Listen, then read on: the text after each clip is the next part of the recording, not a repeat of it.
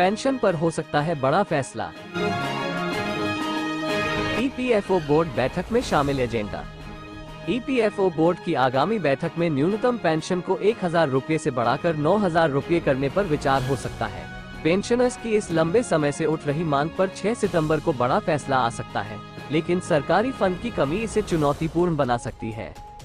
कर्मचारी pension scheme के तहत मिलने वाली न्यूनतम पेंशन को लेकर एक महत्वपूर्ण फैसला जल्द ही लिया जा सकता है। ईपीएफओ बोर्ड की आगामी बैठक में, जो 6 सितंबर को होने वाली है, न्यूनतम पेंशन को बढ़ाने के मुद्दे को एजेंडे में शामिल किया गया है। ये बैठक पेंशनर्स के लिए महत्वपूर्ण साबित हो सकती है, क्योंकि लंबे समय से पेंशन में वृद्धि की मांग उठ रही है।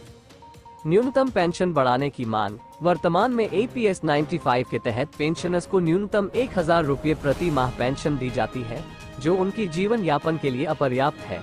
पेंशनर्स और विभिन्न संगठनों द्वारा मांग की जा रही है कि इस राशि को बढ़ाकर कम से कम 9000 रुपये किया जाए। संसद की स्थायी समिति ने भी मार्च में न्यूनतम पेंशन को 1000 रुपये से बढ़ाकर 3000 रुपये करने की सिफारिश की थी। ईपीएफओ बोर्ड बैठक का एजेंडा। ईपीएफओ की 6 सितंबर को होने वाली बैठक में न्यूनतम पेंशन का मुद्दा प्रमुख एजेंडे में शामिल है। बोर्ड के सदस्य और भारतीय मजदूर संघ के जनरल सेक्रेटरी विरजेश उपाध्याय के अनुसार 5 राज्यों के हाई कोर्ट ने पेंशन को मौलिक अधिकार माना है।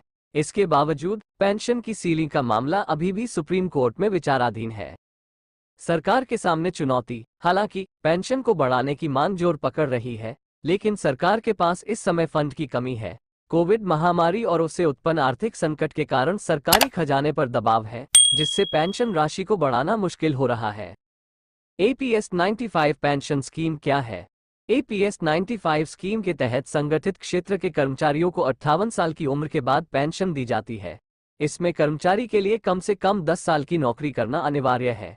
इस स्कीम के तहत न्यूनतम 1000 रुपये की पेंशन दी जाती है, जिसमें विधवा पेंशन और बच्चों की पेंशन जैसी सुविधाएं भी शामिल हैं।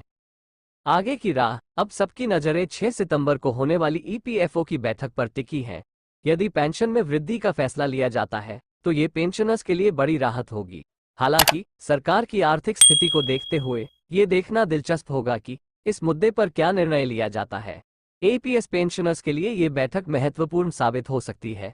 पेंशन वृद्धि की मांग और सरकार की आर्थिक स्थिति के बीच संतुलन बनाना एक चुनौतीपूर्ण कार्य होगा। अब देखना यह है कि सरकार इस मुद्दे पर क्या फैसला लेती है। अभी के लिए बस इतना ही। आगे भी ऐसे ही अपडेट आपको देते रहेंगे। आपको भी पाने के लिए हमारे YouTube चैनल अमेजिंग न्यूज को सब्सक्राइब करें और बेल आइकन पर क्लिक करें, ताकि हमारे वीडियो आप तक सबसे पहले पहुंचे। जल्दी मिलते हैं नए वीडियो के साथ। तब तक के लिए नमस्कार।